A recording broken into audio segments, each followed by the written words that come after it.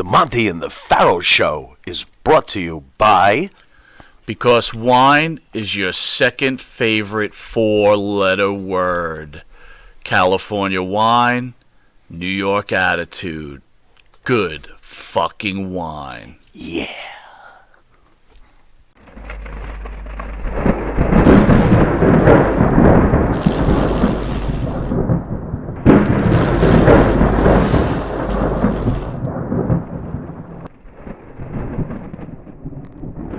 We're making our, I still think it's on. We're making our usual appearance on ESPN Florida, right? Yeah.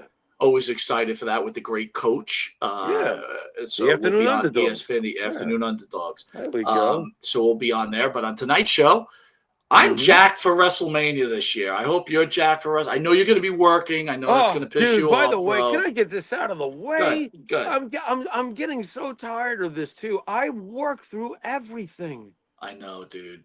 I can't take it. I worked through Thanksgiving. I worked through Christmas. I worked through Christmas Eve. I worked through New Year's and New Year's Eve. I worked through Valentine's Day. I worked through St. Patrick's Day. Here comes Easter. Guess who's working? WrestleMania is coming. I'm working. I'm like, oh my God, I miss everything. Yeah, that's, you know what I think about you on that. I will be watching WrestleMania, but it will be in the middle of the night. I'm still going to enjoy it just as much, though, so at least I'll have that. All right, so we're going to go through the matches. We're going not make predictions, but we're going to make an analysis. But I'm asking you now. We say it all the time. Let's think intelligently, not with our hearts this time, and let's see how we do. We're going to finally say we're going to use our intelligence instead of what we want to happen, because that fucks us up all the time. You're right. All right? Agreed. All right, so here we go. This is not any... This is analyzed. This is not any particular order, but it is done by night one and night two. Okay, good. All right, so the first one up. Hold on, I just want to bring up my script, dude. Bear with me. I'm working off of one computer tonight, so forgive me. Understood. What the heck is that on my Rey right? Mysterio versus El Grande Americano. Is that supposed to be Chad? That is supposed to be Chad, sir. But we don't know. It's El Grande Americano. You think it could be Hogan? Could be Hogan. That would be cool. Get booed out of the building, though, unfortunately. That would not be cool. So what are you thinking here, bro? All right. Well, here's what I'm thinking, and let's be logical. Does Rey Mysterio do the job for Chad Gable, also known as El Grande Americano? Oh, yes. I'm going all the way with El Grande Americano. This is a new gimmick that's getting over pretty good. It's funny. He's winning on Raw. I can't remember if he lost the Penta. I think he lost the Penta the first match, but after that, he's been winning. I think he beat Dragon Lee.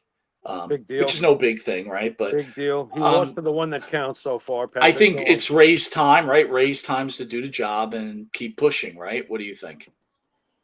Now think intelligently. Now we got to think intelligently. I don't see a future in El Grande Americano's gimmick. And does Chad Gable factor so much into the card overall that if he loses, anyone cares, or if he wins, are they really going to push this gimmick forward? Like Chad Gable has become a lesser form of Dolph Ziggler booking for a while now, and to his credit, at least he got that far. You really think that he walks out of here with a win against Rey Mysterio? El Grande Americano is getting over, and it does nothing for Rey Mysterio if he wins. It does everything. And you know what? Let's think about it this way. Let's just talk about Chad Gable in general, right? The WWE usually gives give backs at some point. He's been doing the job for everybody for how long? Sooner or later, you got to give the dude the give back, right? Well, I know this much. If they do this for Chad Gable, this is a real nice thing to do for Chad Gable, because you're right. The guy's owed. He's owed. All right, so what do we He's a great in-ring worker. You're killing me here right now. My logical side says Rey, but you know what? If you're going to book for the future, and at this stage in Rey's career, let's go with El Grande Americano. If you're wrong here, I'm going to be mad at you. I think we're good. I think that's a solid win for us. Okay. Naomi versus Jade Cargill. Jade. I'm gonna go Jade here, but I'm telling you, I think Naomi is starting to gain legs. I know you're not a huge fan. Mm-hmm. I don't think we talked about this on air back a couple of weeks ago when they had the whole Bianca Belair, Naomi crying thing. I was moved. I thought it was great acting. Some people thought it was Stop! overacted. Stop. Okay, Bianca was great acting. What? I thought it was good, dude. Oh I thought it my was good. God! Did you I used to watch actually the had soap tears in my operas eyes. I after got to be school? honest with you. I had tears in my eyes. Young and the Restless or Bold and Beautiful, Mike? What's your favorite? Young and Restless, for sure. Well, the fact that you knew how to answer that question that quickly confirms that Bianca Belair's acting was horrendous. Go ahead. So you did not like that whole exchange? No. Don't get me wrong. It was a good segment, and it came across just fine. But I did laugh out loud when I was watching Bianca Belair's reactions. I was like, "That's so bad." All right, how do you feel about? I know you're not the biggest Naomi fan. How are you No. feeling about Naomi at this point? Much better. Well, I feel much better about her. This is better. Honestly, this is the best I've seen Naomi booked in a very. This is my favorite version of watching Naomi being booked. How's that? Do you think it makes sense? Look, I'm agreeing with you. Jade's winning this match. I think she should. Should they do that though? Should they have a double count out? Do you keep both characters going? In the old days, we would have that, but who says this feud is over? This could be one of those that lasts a year and helps Jade Cargill cut her teeth in the ring. Yeah, you're right, dude. It's like it makes if you're going to learn how to wrestle, and isn't that one of the big things with Jade? She's got to get more well-rounded. Yeah. You work with Naomi. Absolutely. Say what I will about Naomi's character. Naomi the wrestler? What are you going to... Come on. Hello. Me got eyes. Well, sir. So we got it. Jade Cargill. Yep. War Raiders against the New Day. If the New Day wins, I think that puts them in a tie with the Usos. Yeah. Get them there. I want this. And this is not just my heart talking. Come on. The War Raiders, hey, great. They won the tag team title. I'm very happy for them because I've watched them when they were War Machine in New Japan. I get them completely. But this version of the New Day, the only version I've ever liked, despite all their success over the years, this version deserves it because their heel turn was absolutely a 10. All right. No heart in here. Analytics, right? In our mind. It's got to be the New Day. If you have them lose to the War Raiders, you destroy the whole thing, right? I'm sticking to our theme, Mike. I am. This makes sense. Do this. Yep. I just want to make sure we're on pace because we'll probably could be doing us on ESPN. Hey, and look, I don't want us changing El Grande Americano, so come on, Mike. We're here. We're doing it. All right, LA Knight against Jacob Fatu. Jacob Fatu has to be the most impressive buzzsaw I have seen come around, possibly ever, the way he does what he does. Give this man the fucking title. All right? And that's not even my heart talking here. This guy's been a Samoan version of Goldberg plus aerial wrestling. So can I add something into this conversation just to give you a little... There are rumors, only from the internet wrestling community, the IWC, that Jacob is a problem in the locker room and he's not keeping himself in good condition and he's kind of falling out of favor. Again, just the internet wrestling community. LA Knight, obviously, they just gave him the U.S. title back. I always believed LA Knight wasn't that good anyway. Honestly, I wasn't a big fan. I'm going to go with Jacob Fatu, but does Jacob Fatu win the U.S. heavyweight title, or does he just win the match via count out? We're not going to play. We can't play those games, and I don't think Triple H is going to play those games. It's WrestleMania. We're going to have definitive results one way or the other because this is what his blueprints and his brief past of booking indicates. So Jacob Fatu should win this title. I mean, if that's true, what's going on behind the scenes? I don't understand that. He doesn't look any different than he did physically coming in, Mike. Do you see an extra jelly roll or two on his Am I missing something? I don't. I think, again, just like El Grande Americano, just like the New Day, you'll do damage to what you've been building if they don't win. So agreed. I'm agreeing with you. I'm going Jacob Fatu.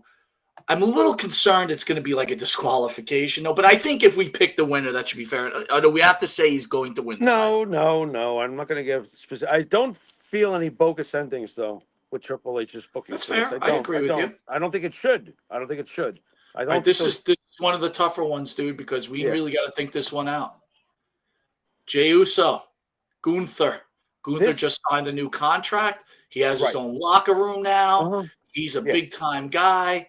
I'll open up with this first before we even get into this match. You put Gunther in an independent show in New Jersey, okay? Gunther. Sure. Following. Is he drawing 5,000 fans for an indie show? Yes. He is. Okay. Yeah, he is. If you advertise it right, yeah, he'll do that. Yeah, go ahead. Can Gunther in a main event without CM Punk, Roman Reigns, Seth Rollins, Cody Rhodes, can he sell out Madison Square Garden in the main event? Madison Square Garden? Whatever. I use Madison Square Garden because it's awesome. Well, now you're using the New York market, and the wrestling fans in New York are extremely passionate.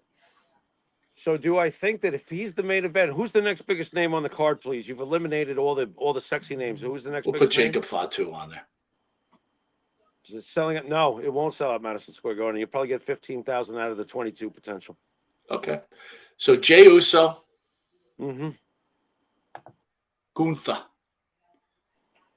I'm going to give you my analysis on this. I believe that they were hoping this would be the night one main event. They announced this when the Vegas tickets were not selling as expected. Not that they weren't selling well, but not as expected. When they announced this match, ticket sales did a very minor jump, very minor. So to your theory that Jey Uso is nothing but an opener, I'm starting to agree. And commonplace would be this would be the closing match of night one, but that's not the main event, so it's not going to be the closing match. So I thought to myself, I told you. But I said, okay, then it's got to be the opening match. If it's the opening match, Jey Uso is going to win the title. If it's anything in between, Gunther is going to retain, and Jey Uso will continue to be the chaser. That's my opinion. I don't know if I'm allowed to do that, though, right? Because, it's depending if it's on the opening match. So I'm going to say this, Jimmy, and convince me otherwise because I have time to switch. I'm saying Gunther is retaining. All right. I think that from seeing what happens in the past, Triple H, before he was the booker that he is now, in the past, he watched the rise of Daniel Bryan and his father-in-law being forced to change a card. In the past, he watched his father-in-law deal with Kofi Kingston and being forced to change a card. What Triple H has done, and I've been thinking this as it's been happening, in the build-up to WrestleMania, what Triple H has done is something so subtly clever of him. If I'm right, he nipped this potential Daniel Bryan, this Yeet thing. We've talked about it for weeks and months now about how ridiculously over this is, and yet the wrestler himself doesn't feel like World Heavyweight Championship material. When it happened for Daniel Bryan, I understood it, and I think Daniel Bryan is a wrestler's wrestler, and I understood why the Yes Movement happened, and I understood why the belt was put on Daniel Bryan. I did think he was worthy in the end. I didn't like the way they got there, but that's how they got there. With Kofi Kingston, I never took him as World Heavyweight Championship material. What Triple H is doing with this, I feel, is that he's found a way to nip it in the bud by overshadowing the Yeet movement with John Cena's heel turn and his chase for number 17 and the Seth Punk, there's the name, and Roman, the face of the last how many WrestleManias when you really look at it, and found a way to quiet and undercard the Yeet movement. Oddly enough, though, it's still selling merchandise. And I know how you feel about merchandise sales, and you know how the company feels about merchandise sales. So what I think is going to happen is that Triple H is going to put the strap on Jey Uso, and we're going to get what we always get, Mike. We're going to get an underwhelming title run. Triple H knows this. Figure out if Gunther is newly signed again, right? But they'll take it back from him, and life goes on. Will it sink Jey Uso's career? No. Kofi's had a wonderful career after his rise to championship. Nausea says it made me. So no. But I don't think the Yeet movement gets destroyed here. And that stays consistent on what we've been talking about as far as pulling, the right trigger. Gunther can lose this title, and I don't think Gunther's losing anything here compared to how we felt when Gunther lost to Sami Zayn. Does that make any sense? No. So I think you know what? Great analysis. You know? I agree with you. The only thing I'm going to say is different. I thought that if they had announced this match and tickets started blowing out the door, it was a no-brainer. They were going to give the fans what they wanted. Jey Uso's champion. Mike, but I think it was in the cards all along. That's what I was talking about with Triple H. No, I understand. But my point is that it didn't sell what they expected. And I don't like even you think said, Triple H expected it. That's why whatever the case may be, I agree with you. He kind of said, okay, let's get this out of the limelight. Let me bring in the bigger stars. Here are these main events that are going to happen. And I'm going to tell you that I guess we're going to be separated on this. I'm going Gunther. You're going to go Jey. I hope you're right. I know. Can I say that? I hope you're right. That's fine. That's fine. But I don't know why that would crush the Yeet thing. That would crush it. And I don't think the Triple H is again. I will say this: if that match, he still gets a belt. If that match opens WrestleMania, Jey will win. Anywhere else on the card, he is not winning. That's all I'm going to say. But I'm going to stick with it being Gunther because I don't think he's going to be the opening match anyway. Okay. Whoops, wrong one. All right. So we got Tiffany Stratton defending her WWE Women's Champion against the greatest women's wrestler of all time, the Queen herself, Charlotte Flair. You first. You're the ladies. So to me is this, as much as the great haters of Charlotte Flair are out there and they'll be bitching and moaning, it does not make sense for Tiffany to beat Charlotte Flair at WrestleMania. It makes no sense at all because where does Tiffany go from here? Okay, you might say, well, that's the chase. I'm sorry, if Tiffany beats Charlotte, where does she go from here? Who's next? Charlotte's not going to chase her. So who's next? Becky Lynch isn't in the future. Becky Lynch Bianca Belair. Is it going to be Jade Cargill? Is it going to be Naomi? Right? So it only makes sense to give Charlotte Flair number 6. Would it be 16 now? I've lost track, but she's the greatest. Go on. Okay. And then have Tiffany chase her all the way to SummerSlam. Oh, absolutely. I mean, to me, this is a no-brainer. It's like can't have – and you know what? I would tell you this too.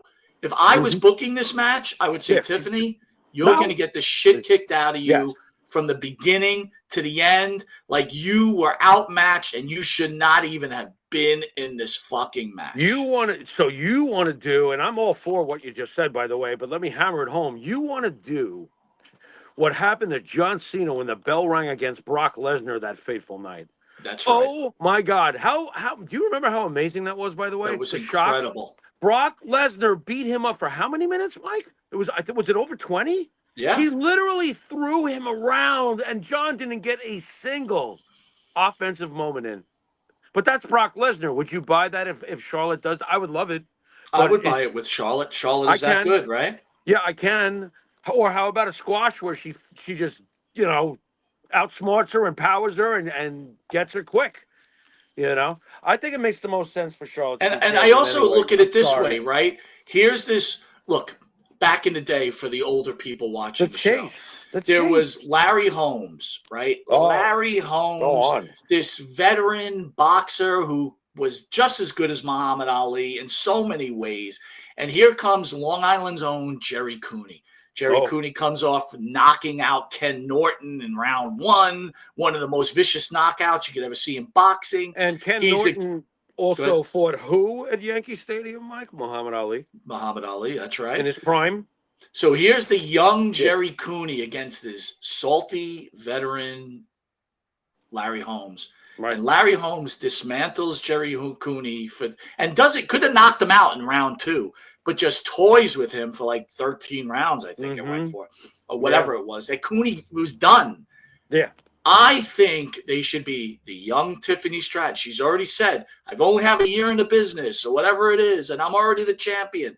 This is a perfect opportunity for Tiffy time to focus on getting and doing the chase and getting her revenge at SummerSlam.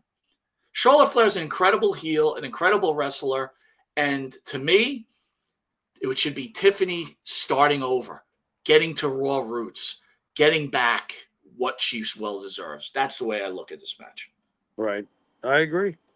I completely agree. I can't even add that much to it other than this is the most logical thing. Look, you didn't bring Charlotte back for no reason. Come on. Charlotte Flair's not coming back for no reason. Right. So you have to make it count. And I love the heat that Charlotte's getting. I love it. I actually laugh at it. And like, guys, she's let's so not good forget, at handling it. You got Jade Cargill right around the corner. If you get her trained up, her and Charlotte Flair could have some really kick-ass matches. Really kick-ass matches. Power versus power. Oh, my fantastic. God. Incredible. It could be. Eventually leading to Bianca and Jade colliding at some point, which right off the hook.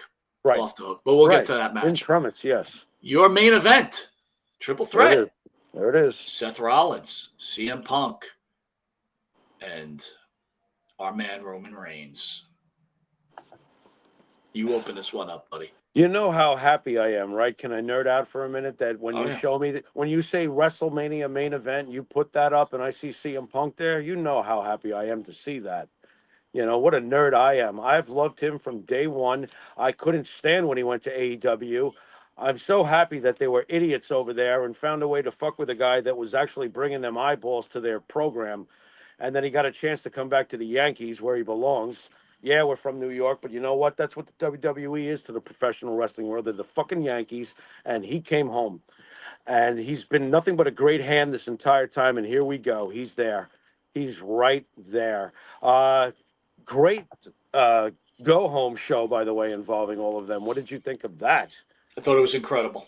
And I thought, like, there's so many ways they can go with this. I'm waiting to hear what you have to say because – No, again, I want you to go first. No, you're first. I did the Charlotte one first. See, it's on you, man. Oh, boy. Now, here's the painful part for me. For some stupid reason, and it goes against logic. Sometimes you have to do that when you throw yourself out there like this. But logically, when the one guy would have the upper hand at the go-home show, that's not how it would turn out, right? Normally, when the main event would come forward, if he got the last shots in at the go-home show, he was usually doomed. Traditionally. Am I wrong about that, Mike? I don't think I am. Not at all. All right. But why do I keep thinking to myself that it's Seth Rollins that walks out of there as the winner? So that, Jimmy, is almost okay. That's the one that makes the most sense. Paul Heyman turns on both of them and goes with Seth, right? Seth is the one that would benefit the most out of it, right? If he sticks with CM Punk, okay. He sticks with Roman, okay. Neither one is gaining anything from that. Seth has the opportunity to gain something. Right, we've been there and done that with those two. This would be quite the shock and surprise. And you know what's funny? If you told me any one of these three men win this match, outside of the fact that we've been cornered by making observations tonight, I'll be happy with any one of the three that win this match. I agree. I love them all. This is one of those matches. That's where wrestling has changed a lot for us, considering we're traditionalists to go back decades and decades and decades. Where would we ever sit down when we were kids and go, I can't wait to see Greg Valentine. I'm using our favorites as examples. Right. Greg Valentine versus Don Morocco versus Sergeant Slaughter. As faces, for God's sakes, like having face aspects, which is what all of these guys have. We've got gray matter today when it comes to heels and faces, right? I mean, Roman's a good guy and loved right now, but has he changed at all the way he acts when he was a bad guy and despised? Not at all. That's the gray area of character change that's happened, what we see today. So it's interesting to me, it doesn't matter who wins this match, I'm happy. We didn't have that feeling back in the day. It was good guy, bad guy, and okay. Who am I rooting for? You're using your analytical mind, and I think you're right. But Rollins. I'm going to tell you my gut feeling, and I'm sticking with it. I know we're supposed to be analytical here, but I just have if you say what I'm thinking outside the box, feeling. Go ahead. I have this feeling that somewhere, see, the problem is Kevin Owens, right? If Kevin Owens was around, all right. But I'm going to go with this. Kevin. Drew McIntyre. What? Drew McIntyre. What? Somebody else are coming out during this match, guys. and they're going to back up Seth Rollins, and they're going to start to beat, at some point in this match, beat the shit out of Roman Reigns and CM Punk. I really feel like this is going to happen, Jimmy, so I'm sticking with it, and if I got to take the loss on this, I am. On behalf of Seth. On behalf of Seth. Well, now, Drew does absolutely hate Punk and Roman. So that's interesting that you see that. But why do, like, if I'm going to have a wild... Well, I want you to hear me out, and then you can please comment. Okay. They're beating the shit out of him. Heyman is freaking out on the sidelines. At some point, they're going to corner Heyman, right? Because Seth told him, now you owe me one. Brock Lesnar's coming out. I knew it. That's what I was going to say. You're really the same fucking thing I am. No. This is live TV. Okay, and I'm not going. Oh, I knew. That's exact. I was thinking to myself, if he drops the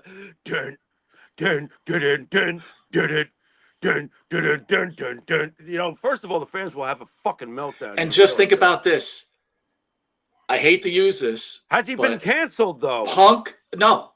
He says he's retired from pro wrestling. Last week. Canceled by the same people that boo other people. I think if that music comes out, no one gives a shit about his stupid text message with Janelle Grant. I would lose it. Now you have Paul Heyman with CM Punk, Roman Reigns, and Brock Lesnar. Call them whatever you want. The Three Horsemen, the two, whatever you want to call them.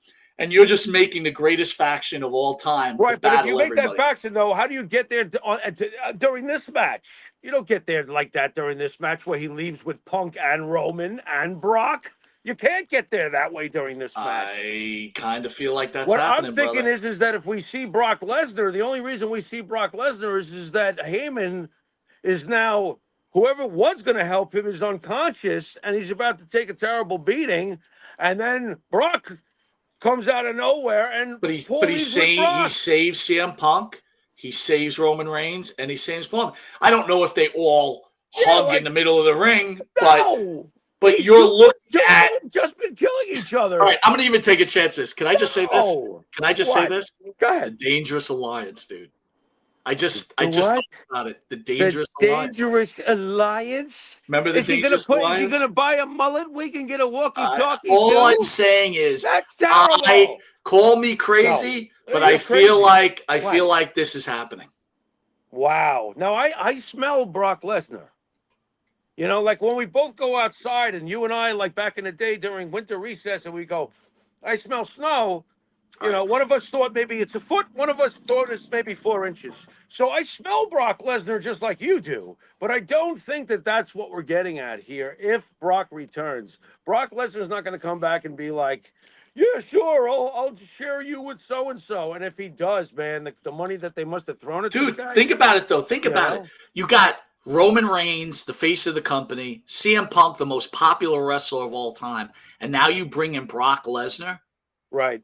Dude, think about the three-way matches you could have with these guys. This is what I'm thinking. Well, it would be great, and they would totally dominate. It would be great. I'm not saying it wouldn't, but what I'm thinking is that if Lesnar is not part of this equation, like let's say Lesnar comes out and floors all three of them, he's Brock Lesnar. He's not going to spare somebody. I don't see it. When he comes out, he vacuum cleans. Right? So if he comes out, he's going to come out to Heyman's assistance. No one else's. Paul's his guy. But CM Punk's his best friend. Roman Reigns is his tribal chief. Let me finish what I think.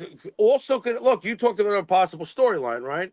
This is what I see as another possible storyline. Lesnar comes out, cleans all of their clocks, and Paul leaves with him.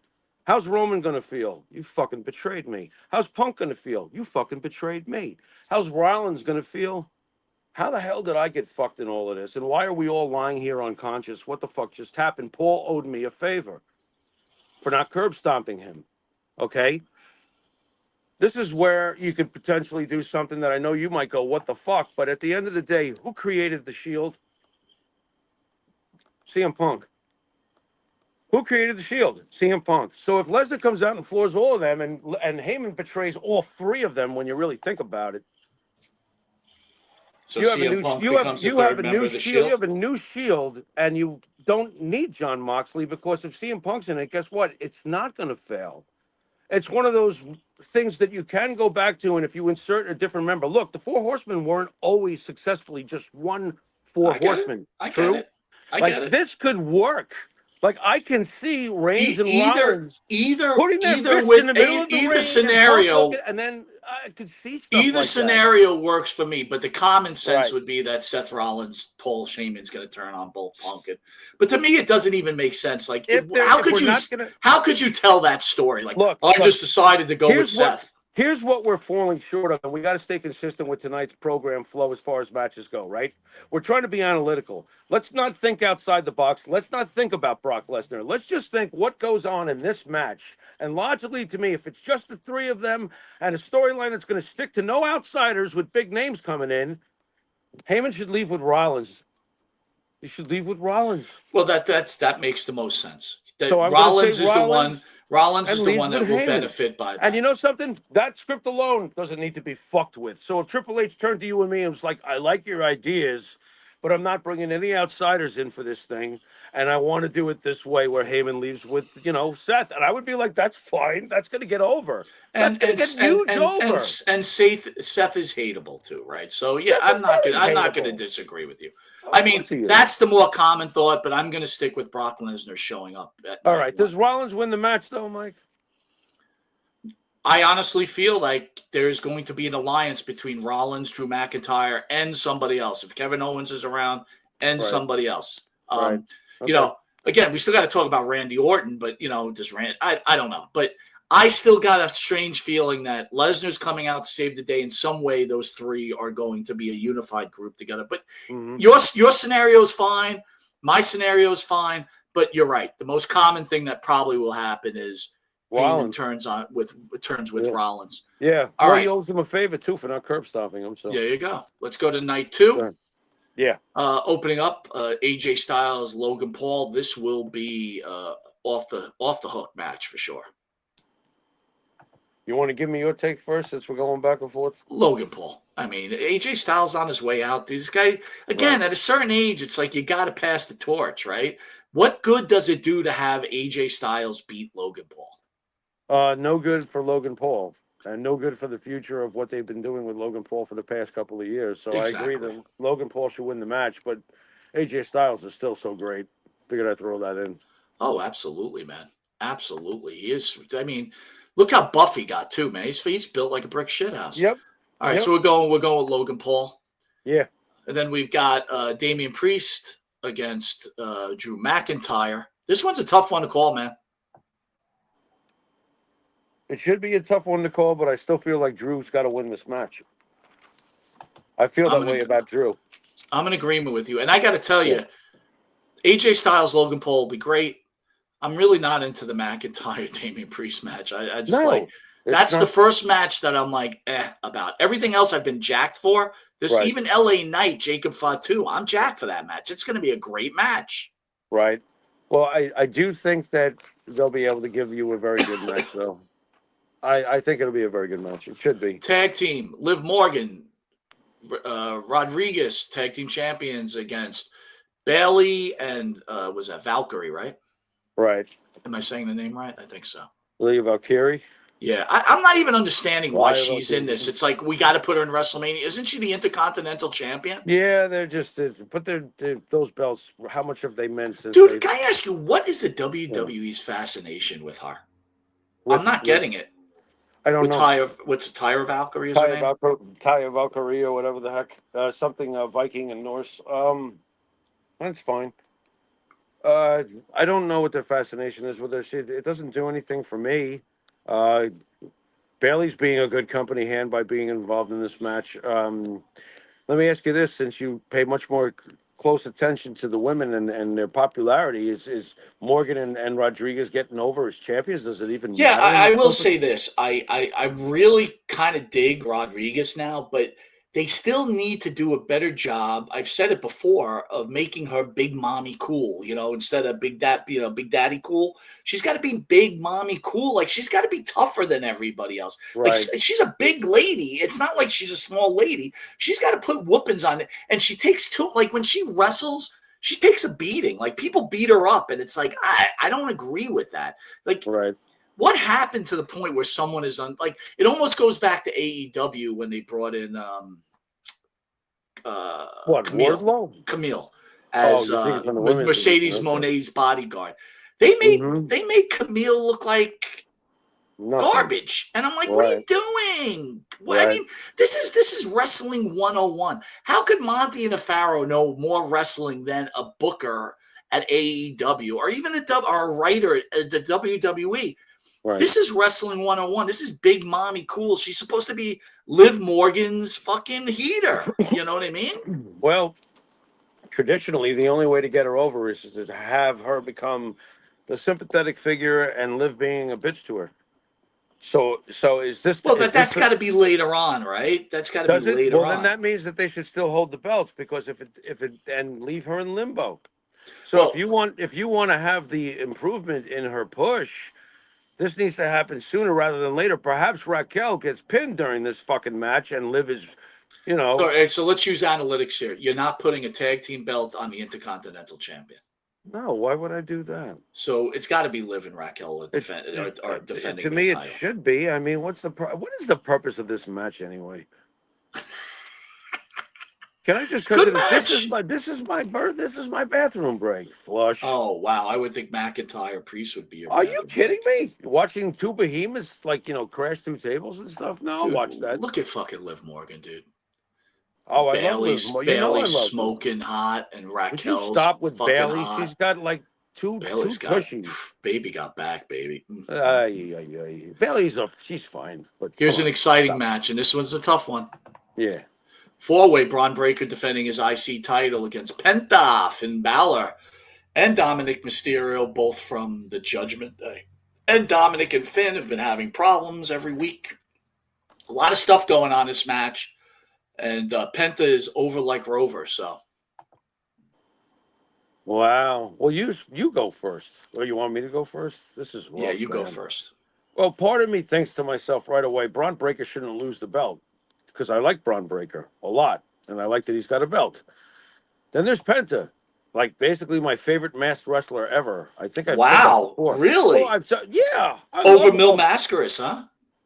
Over Mil Mascaras? When was I ever a Mil Mascaras fan? Over Masked Superstar? We were laughing at Ginsburg when Mil Mascaras got dumped out of that battle royal, and he was like, in tears and stuff. What are you talking about? Over who else? You mentioned somebody. Masked Superstar? I like Masked Superstar, but no, there's something about Pentagon. I've always loved Pentagon. I used to watch on YouTube. When I lost access to the Spanish wrestling, I started to watch AAA on YouTube, and that's where I first saw Pentagon, and I was like, oh my God. Cero miedo. Oh my God. I loved him. I loved his mask. He was like the shit. I always thought he was the shit, and I love that he's over now, and he's at the... playing for the Yankees. There I go again. I'd love to see him win, but the sexy script, Mike, are we analyzing or are we just trying to be writers like everybody else? Ugh, I'm making myself sick here, but the sexy script would be that somehow Dominic pins Balor for the belt. Yes. I'm going Dominic all the way with this, Jimmy. Interesting. I think no-brainer. It's Dominic. I don't even think we talked about this beforehand. This is weird. We're both seeing Brock Lesnar. We didn't talk about that beforehand. And now we're seeing Dominic Mysterio walking out with the Intercontinental title. I think it's time. Talk about a heat magnet as Intercontinental Champion. My God. Plus, it will cause more friction with the ongoing friction in the Judgment Day. If he pins Finn, oh my God.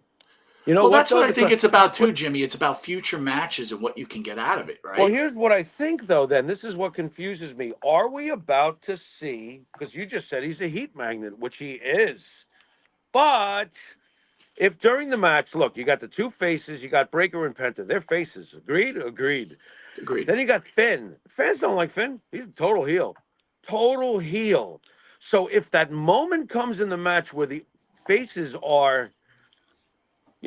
not available because they're down on the ground somewhere, and Finn is now down on the ground, and Dominic has that chance and looks at the crowd. I bet you that's where the crowd tells Dominic after killing him all this time, get him, get him. And Dominic, if he's smart, because he's been smart, he's going to look at the crowd and milk that moment. Should I? Should I? And then he's going to get on the top rope. Riva La Raza. Bang. And we're going to watch Dominic Mysterio become one of the most beloved guys. Oh, you're talking he's going to become fit. No.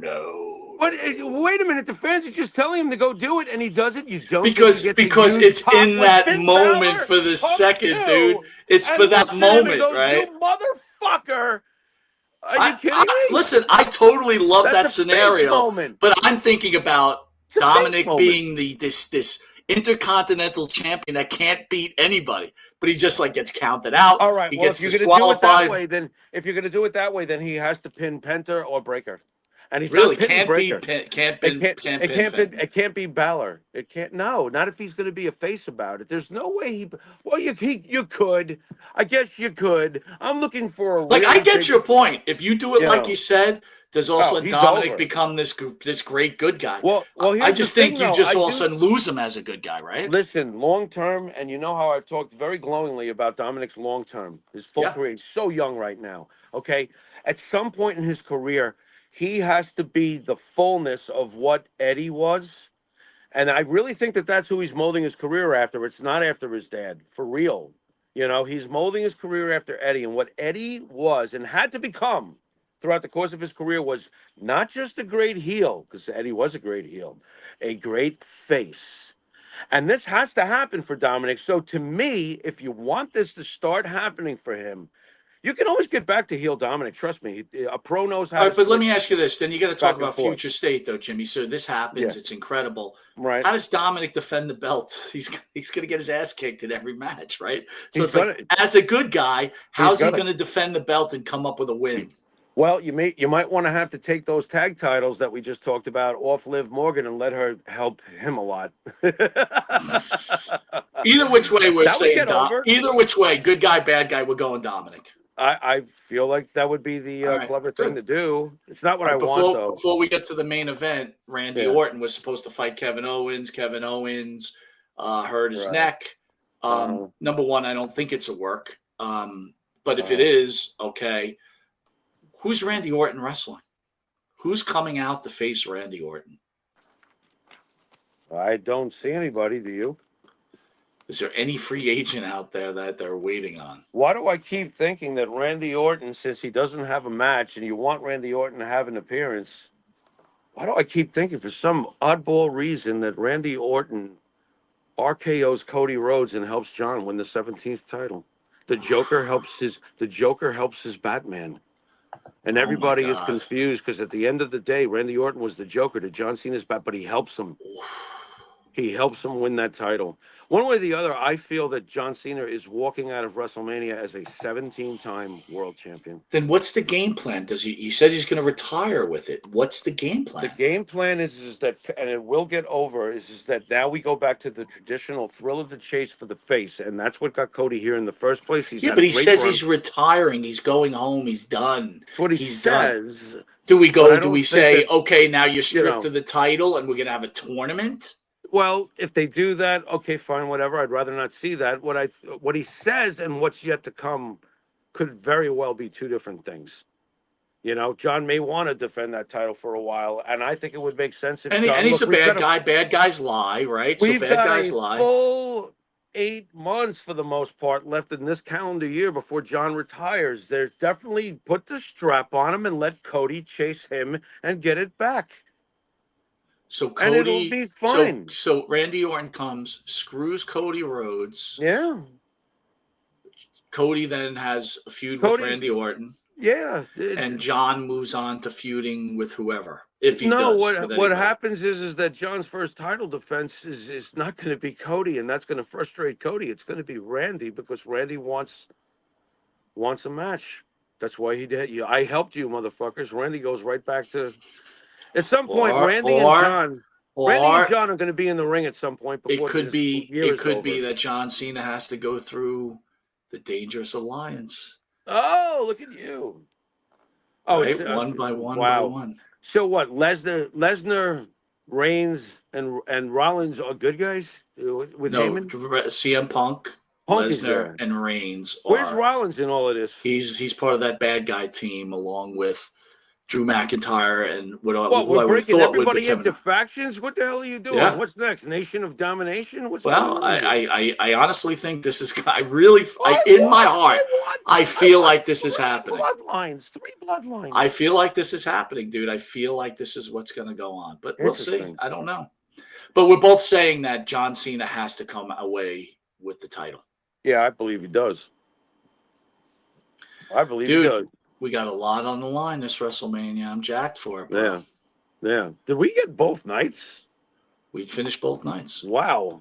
That's a pretty loaded card for the most part. There's only I got to tell you, people were hating on this card, dude. And I'm like, what are you hating on this card? It's fucking awesome. Yeah, there's only a couple of matches where I was like, so what? Everything else is pretty good. To me, there was like one match. I was like, everything else was pretty good. Man, where's Nakamura? Where's Nakamura? He went back to Japan. All right, guys. So we're almost done. I want to announce next week at 7:30. I am jacked for this, Jimmy. We are having Hollie Von Erich Atkinson, daughter of Kerry Von Erich. Ooh. Nice. Lacey Von Erich and Hollie are both the daughters of Kerry Von Erich. Lacey Von Erich, if anyone's seen her, is one beautiful woman. Incredible. I got to tell you, Hollie Von Erich, just as gorgeous. Unbelievable. And I'm going to tell you guys, you talked like Jimmy asked me where was Piper on my list. I said he's in my top 5. Kerry Von Erich is in my top 5. Has always been. I'm a huge Kerry Von Erich fan. I don't know if you could see back there. Maybe you can. No, I'm sorry. Kerry is on the other wall. But Kerry, I'm just really jacked about this because there's so many questions I want to ask this girl beyond who her famous father was. I mean, could you imagine Jimmy growing up as a Von Erich in Texas? Like what life was like? You know, not to turn it around, but what is it about Kerry Von Erich that made you love him so much? Was it his physical prowess? I mean, just looking at him, yes, I understand why by looking at him, you would think that. But I never fully got the Kerry Von Erich thing. I never did. Couple of things. Growing up, I was into bodybuilding. Yes. David, I was into bodybuilding, right? And if anyone is into bodybuilding, there's so many great bodybuilders out there. But if you again, that's one thing I love about Vince McMahon because he was into bodybuilding too. And it's not that I was a bodybuilder, I was a weightlifter, but I certainly did not have the body of a bodybuilder at all. No matter how hard I tried, I could never lean out and chisel myself up. It just never worked.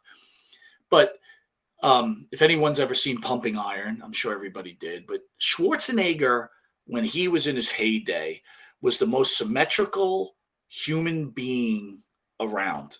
From his shoulders to his biceps to his thighs.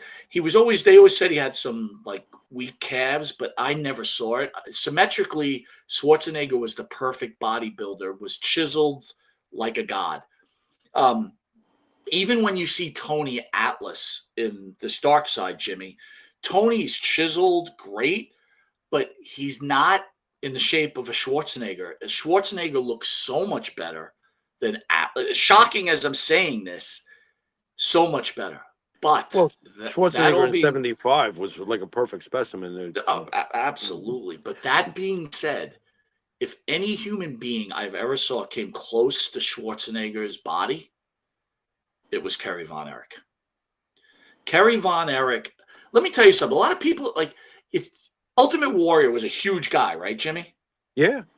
So Hellwig and Kerry were good friends. There's a lot of pictures out there when they were in the WWE together because they used to tag together. Kerry is much bigger than the Warrior. Yeah. Much bigger. It's not even close. Look at Kerry's face. Yeah. Kerry is you know what Kerry had who's that awesome actor in Sons of Anarchy? The guy who was Perlman. Was it Ron Perlman? Yeah, Ron Perlman. You look at that guy and you can see, and it's not a knock. You can see how long we've been around. Absolutely. You understand what I'm getting at? Because they basically have those old time, way before we looked the way we look today. Jimmy, I go to the Missy Hyatt interview, and I think you Yikes. asked a question about Kerry Von Erich to her. Uh-huh. And she's like, oh my God, he was like a Greek god. Women fell over for him. Yeah, or at least run to the very front row, right? Yeah. And you know what? He was a good wrestler. His mic skills were lacking. Okay, that's I mean, you know, as much as I loved him. That's why I never fully gravitated to him. I never got attached to Kerry Von Erich, the persona in the ring. And I guess I do look for that with everything. Like, I'll use an example since it's from Territory days. Dick Slater. When I looked at Dick Slater, I saw a guy who would hop off the back of a flatbed truck and just beat the shit out of everybody at a bar. Right. That's what I saw. And he came across that way when he talked. When he talked, you could almost see the tobacco hitting your freaking sofa. Sure. You know what I mean? It's like, okay, I buy into him. Dick Murdoch, built like a baked potato. Would you really want to? You didn't see the character in Dick Murdoch? I was like, oh my God, this motherfucker. No, thank you. Keep me away. You know, years later, the extreme version of Dick Murdoch was born. He's our buddy, the Sandman. You know what I'm getting at? You know, like, you got to gravitate to the character. And Kerry Von Erich didn't have enough organic character for me. Yeah, he looked like superior to Warrior. I agree, superior to Warrior.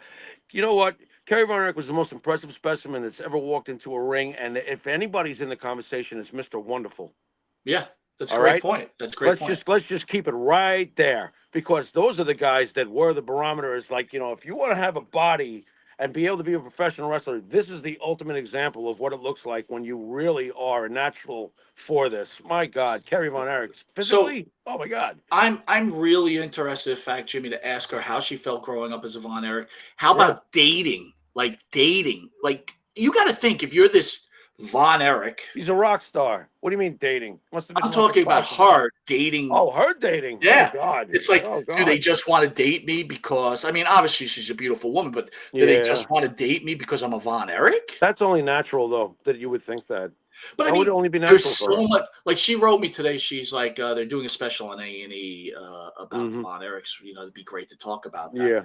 I said, trust me, Holly, there'd be so much to talk about. We could probably talk for 8 hours. I'm not, you know, like, this is an interview where there's so much meat on the bone, and it's beyond the Von Erich family. I'm interested to know about her, right? Like, what it's like being that. I mean, it's incredible, right? Yeah, I can imagine that, you know, it could be a lot of pressure. Oh my God. Crazy. I would think that there's a lot of pressure involved in all those sorts of things. I mean, look, how often does it work out? Especially if you're trying to be a wrestler in the next generation. How often has that worked out? I don't know. I never. You know, it's like, well, I think it doesn't. Very rarely. Well, it worked out for Bray, but it didn't work out in life for Bray. It worked out on the card, but you know, I hate to say this, Jimmy. I know you're a huge fan of Bray Wyatt. Don't, before you go into all of this, you're talking about a two-time world champion who definitely had I get moments. It, but my belief, I never liked him as a wrestler. I enjoyed his characters, but once he went to wrestle, everything fell apart to me. It was all right. And I honestly feel he's one of those guys that when he passed, his legend grew, where I feel like his legend would have been whatever. If not, no, and I don't want to be insulting there, okay? Because I heard was a great guy, and he was so smart. All I'm saying is a fan. He had a legitimate fan base, Mike. I'm just saying, Jimmy. I'm saying as a fan. I'm just saying as a fan. You know what I mean? I'm just saying as a fan. No, that's the way I looked at it. I'm not trying to be insulting to the guy at all. I mean, the guy definitely has his fans, like you said. He has a huge fan base. I just felt like, but that's just me. Did Barry Windham surpass Blackjack Mulligan?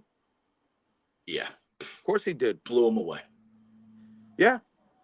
Blew him away. Barry Windham. Come on, Barry Windham. You know? Charlotte Flair. Charlotte Flair bypass Ric Flair? No. That's fair. No. I'm not going to argue that. No. But did Charlotte Flair do everything to uphold the Flair legacy? Yes. So there's that. Curtis Axel passed. Unfortunately, not even. There's a not even close. Yeah. At least Blackjack was Blackjack. You know what I'm saying? I'm Blackjack not Mulligan, disagreeing. like for real, had a fist fight with Andre the Giant. It's legendary. You know about it. You know. I mean, did Terry Gordy's son bypass Terry Gordy? No. Nope. Not even close. Yeah, so most of the time I agree with you, Jim. It just doesn't work out. Yeah, it's hard to follow. But then did Roman Reigns bypass? David. Did Roman Reigns bypass Sika? Right, I think Roman Sika Reigns bypassed everybody in the family outside of the final boss. So there's one that that's a win, like right? There's a few we've just pointed out. It does happen, but it's not. So anyway, next week we've got Hollie on, and the week after we've got WCW. The Maestro will be on at 7. The Maestro making an appearance on. We're making a push now. We're battling with these other people who would keep trying to follow us and ping on people. And I'm sure that after we're done with these two guys, everybody else will want to have them. You know what I mean? And if they had them before us, I know they didn't have Hollie, but if they had the Maestro before us, I'm sure their interview will pale compared to what we're about to do. I'm editing you out of the show. And then I'm trying to book for the following week AEW wrestler, but I'm just waiting for official AEW? Don't let us talk to their wrestlers? Wow. Monte The Pharaoh, baby. Look, who wow. knows? We won't be in Vegas, unfortunately. Some other people, most of the podcasts are, Vegas for WrestleMania. They got WrestleCon out there, so if you're trying to promote your podcast, most of them went out there. Hannibal's out there. The kid from England, I think, flew in there. Oh, cheerio. Lee Cole. I think Dan and Benny flew in. Lee Cole. I know. It's like, what are you doing, dude? Like, what are you going serious? This whole WrestleMania feels wrong. I don't even know what wrestling is. Yeah. I don't know. That booking decision, there's something behind that. I've got to look into it. Dan and Benny are going. I think Dan and Benny are going to Vegas. No, they're not. Would you stop it? They are not. So. First of all, Dan has cats to take care of. You think Dan would bring his cats to Vegas? I brought my cats. He's got like the carrying boxes with the drawer, and they're not even the safe ones. They're like those cardboard ones, like you fold together. Do you think like fans come up to the Dan and Benny show with their cats and say, "Dan, can you sign my cat for me?" No, better yet, like a poor autograph. And then he signs his name underneath it. Now, that would be something to hang on. I meant to ask you, what is Benny in competition to growing his hair longer than yours? What is that all about? What are we doing here right now? How did we get into this conversation? Well, I don't know, but you brought it up. I don't know. To grow his hair longer than mine? Do you see how long his hair is now? Well, yeah, it did kind of grow fast. Dude, his hair is like, I'm like, what is he, competing with Pharaoh for long hair? His hair did grow really fast, though. You think he's eating that What-A-Day cereal? Andrew Anderson's going to be at Vegas with his new podcast, Renegade Radio. Andrew Anderson's retiring like Cena. How's that? I don't know if you heard. I saw it posted on Facebook. All 4 comments were doing, they were all into it. Yeah. I didn't realize I was serving you up. Okay.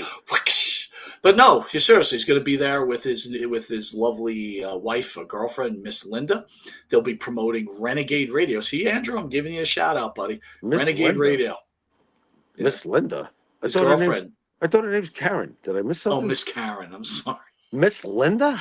It's Miss Karen. I'm sorry. What the hell is going on here? Well, thank you for I forgot. And you have to come up with a name like Linda? What are you trying to do to me? I didn't mean it like that, dude. I'm like getting nauseous over here. Stop. But anyway, Renegade Radio. I'm giving it a pop. Renegade Radio will be in Vegas. Hey, from your local cable cast, Cheap Pop. Hi. Come on. Man, there's so many shows. There I was, minding my own business when someone else dropped a load of shit. 2-man power trip. Look, I'm naming everybody. I'm giving names. I'm not cutting them out. 2-man power trip. What about Perched on the top rope? Perched, he doesn't talk to me anymore. Why is that? What happened? So I don't know. We did that show on Dylan Hines with RVD, and he just doesn't talk to us anymore. I don't know. He's mad, I guess. I don't know. Mad? I didn't know that he was mad about he was that butthurt over Dylan Hines. Wow. Man, oh man. Well, look, dude, to be honest with you, we're pretty fucking hated, dude. I never realized how hated we are. Oh, I got to ask the fans, why do people hate us so much? What did we do wrong? I have for quite a while. Because we're No, but it's getting bad when people are stopping a interview to cut out names. I'm like, oh my effing God, are you kidding me right now? Dude, we're the Sex Pistols of wrestling radio. You will never mention their name on my show. Yeah. Well, that's okay. And the other guy from Hannibal's show, the VP of some Canadian wrestling organization, he's there. He'll be there. Was that Looney Tune that wrote us that one time, or wrote somebody? So that guy's he wrote our page. Tune. Yeah, he got loony on us. Another lunatic French. He's a complete idiot. And if I'm not, he's a complete idiot. He is a complete idiot. And if I'm correcting the dots right, I think the Mountie himself thinks he's a complete idiot. I think you may be right. I think that if I've got this right, yeah, that guy's a fruitcake. See, well, that's comforting. Canada has fruitcakes too. Nice. Boo, your national anthem, I never will. Go on. That is all. That's all I gotta say. That is all. So it's so very in the podcasting wrestling world, guys. There's so much exciting stuff going on from, every show, and they're all in Vegas. Monte the Pharaoh or not, though, they'll be at Wahoo Saloon and at Monte's house watching WrestleMania. I'm in Panama City Beach during spring break. Doc. All right, listen, very important interview next week. I need you totally focused, very rested. We've got Hollie Von Erich. Hollie Von Erich. Yeah. We could ask her about her podcast. She was on the Von Erich podcast that was doing. I actually enjoyed it. I used to watch it every week, and then it just got disappeared and everything left. I don't even know what happened. Well, we'll find out next week. We will. Exciting. All right, Jimmy. Sweet. Send us out, big man. You've been watching Monte and the Pharaoh. Enjoy WrestleMania. Later. Oh, by the way, catch us on ESPN tomorrow at what time, Jimmy? Well, that would be, let me see, 6:20 your time Eastern and 5:20 my time Central. 6:20, 5:20. Catch us on YouTube on ESPN Florida. Jimmy, talk to you later, big man. Later.